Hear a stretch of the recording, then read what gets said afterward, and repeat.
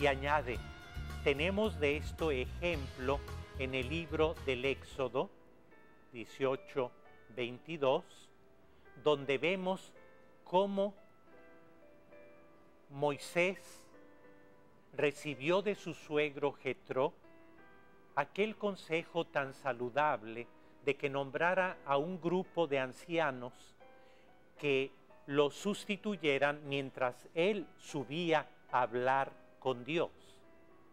Y añade San Juan de la Cruz, el cual consejo Dios aprobó y no se lo había él dicho, porque aquello era cosa que podía caber en razón o juicio humano, y de éste hemos de aprovecharnos siempre, excepto en las cosas de fe, que no son contra la razón, sino que están más allá de la razón. En concreto, pues, necesitamos aportar nuestros propios recursos naturales, y la psicología, la psicoterapia, pueden ayudarnos a aportarlos en unión con la gracia que de parte de Dios nos viene sobre todo mediante el sacramento de la confesión. Y más específicamente, ¿cómo podemos aportar nuestros recursos? En la palabra de Dios, en Marcos 11:24, tenemos aquella frase de Jesús en que nos dice, cuanto pidáis en la oración, creed que ya lo habéis recibido y lo obtendréis.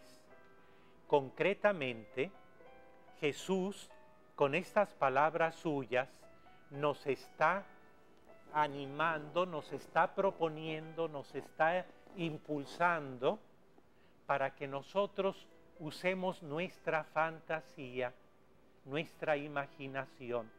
Es cierto que Él nos invita también a pedir. En el Evangelio de Mateo está muy claro, pedid y recibiréis. Pero también añade en Marcos, lo que ustedes me pidan, imaginen que ya lo tienen. Y ahora sabemos por la psicología que nuestro cerebro es un ejecutivo.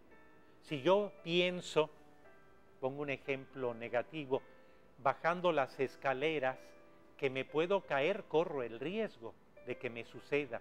Si yo pienso que una persona me va a tratar mal, esto le llaman en psicología expectativa, es normal que yo con mis actitudes, con mis gestos, con mi tono de voz, provoque que esta persona me trate mal. Entonces, imaginar, como dice Jesús, pero con fe, creyendo lo que le pedimos, y en este caso sería que yo me imagine, a lo mejor con pasos sucesivos, que voy perdonando a aquella persona y soy capaz, como dice Jesús, de rezar por ella, de pedir por ella. No se nos pide en el Evangelio, Jesús no nos pide que lo hagamos efectivamente, sino que lo visualicemos, que lo imaginemos, que lo veamos, pero con fe, seguros de que con la ayuda de Dios va a sucedernos. Y entonces podemos nosotros visualizarnos libres, que ya perdonamos, o por pasos, que empezamos rezando por esa persona, que a lo mejor la vemos pasar a lo lejos, y bueno, perdónala, Señor. Y otro paso que ya pedimos por ella. Aquí en la mente, como dice Jesús, cuanto pidáis en la oración, creed que ya. Para creer que ya tengo que verlo como un hecho. Y dice Jesús, y entonces se os concederá. Bueno, queda por ahí otra pregunta.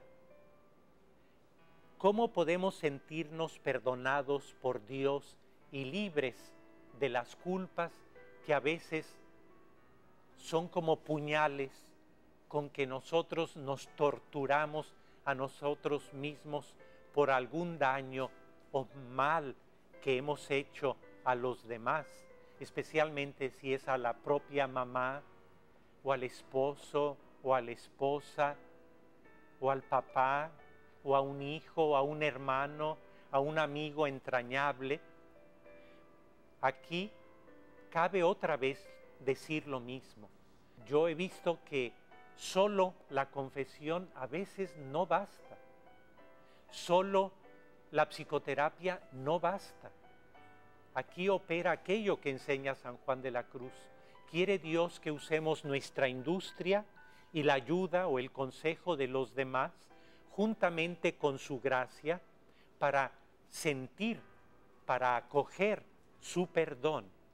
Y bueno, lo acabo de decir, podemos servirnos de la psicología, de la psicoterapia, si tenemos acceso, y si no, hacer nuestra oración de tal manera que despleguemos nuestra fantasía, nuestra imaginación, como se hace en los grupos de renovación en el espíritu.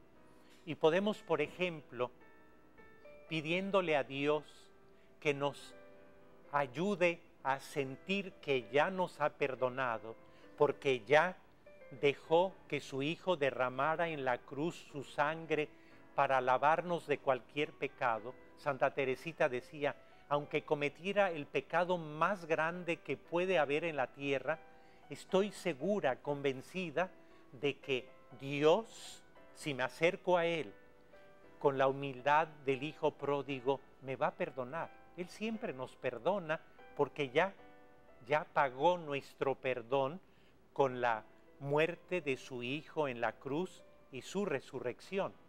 Y entonces podemos imaginar otra vez la fantasía, que nos metemos dentro de nosotros, donde Dios ha formado una bahía y ahí está día y noche esperándonos con la inmensidad de su ternura, con la grandeza de su amor, y quiere que nosotros lo recibamos. Y entonces con la fantasía podemos imaginar que ese océano de agua viva, ese océano de amor que es Dios en sus tres personas distintas, que llevamos siempre dentro, nosotros lo dejamos que inunde nuestras células. Usando nuestra fantasía, vemos cómo va entrando, y allí donde están las manchas de nuestra culpa, que ya nos perdonó por medio de la confesión, pero que nosotros no dejamos salir porque no acabamos de creer que merecemos su perdón. Ahora imaginamos que entra ese mar de luz, de agua viva y de ternura, y lava, limpia, deja completamente blanca nuestra alma y nos libera finalmente de la culpa, no porque no nos hubiera perdonado, ya nos perdonó, ya nos ha concedido su perdón.